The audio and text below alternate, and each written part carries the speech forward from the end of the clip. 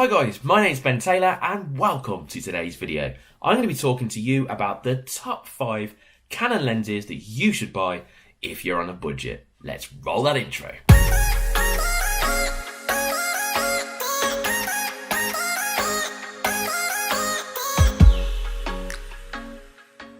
The first lens to make today's shortlist is the Canon 10 to 18mm.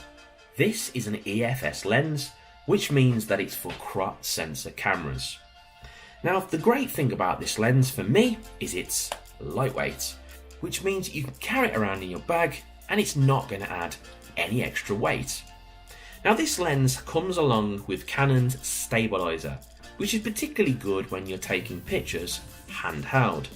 This means that you're less likely to get camera shake. This lens comes with an aperture of f4.5 through to f5.5, which is not particularly low, and it does mean that you're probably less likely to get any bokeh.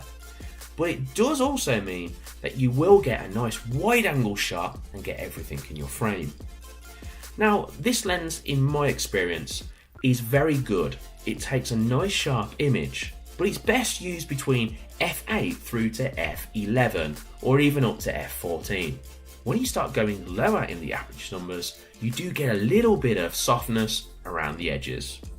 I do recommend this lens for anyone that wants a wide angle lens for landscape photography. And to add to that, if you're a vlogger, it's perfect for getting your whole face in the picture. Okay, so this lens is around £200 and I'd give it about an 8 out of 10.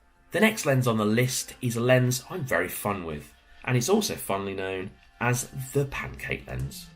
This little 24mm prime lens from Canon is also part of the EFS range, which means that it's going to be part of the crop sensor cameras. Now, this actual lens would fit pretty much anywhere. Look at the size of it. And what's particularly good about it is the image quality. It also comes with an STM focus, which means it's quick and it's quiet. Also, this lens has an aperture of f2.8. so you will get a nice bokeh with this lens. It's great for video and it's also great for landscapes. It's also a very good lens which you can just take around and take random pictures of. I would recommend this lens to any Canon crop sensor camera owner, and that's because it's great quality and it's cheap. This lens comes in at an amazing £130. Let's take a look at the next lens. This is a very popular lens with a lot of Canon camera owners, and this is the Canon 50mm f1.8 STM. Yes, it has a long name, but this is a great camera lens. It's a prime lens, of course, so there's no zoom, and it's very good because it has an aperture of f1.8. Great quality in low light and great bokeh. Now, this lens is also an STM autofocus, which means it's quick and also quiet. And it's very light as well. Like the two lenses that we've looked at, it's most likely to fit in your bag and you won't even know it's in there. Now, I would recommend this lens to anyone, not just for the quality, but wow, for the price. This lens comes in at £95, which is extremely cheap and should definitely be on your list. Next on the list, and quite surprisingly maybe, is the Canon 85mm f1.8. Now, this is the USM version, which is quite a few years old now, but it's still a cracking lens.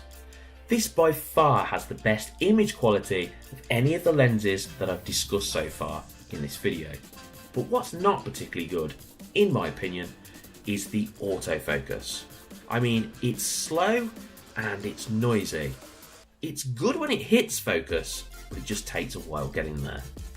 This lens is also made of like metal or steel or whatever it's made of, so it's very heavy. So you will know this is in your bag, but it does feel like a quality piece of kit. This lens comes out at about £200, so if you want to get a lens with absolute brilliant sharpness and great amazing optical quality, I would definitely recommend this lens.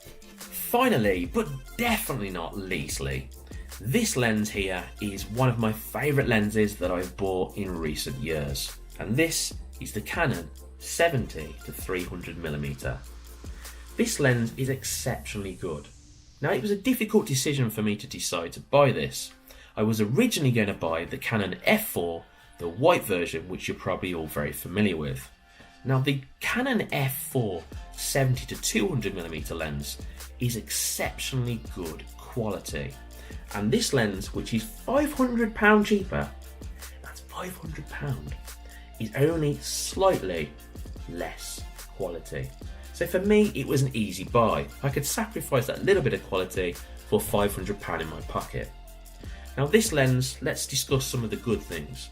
It has onboard stabilization, very good for handheld shots.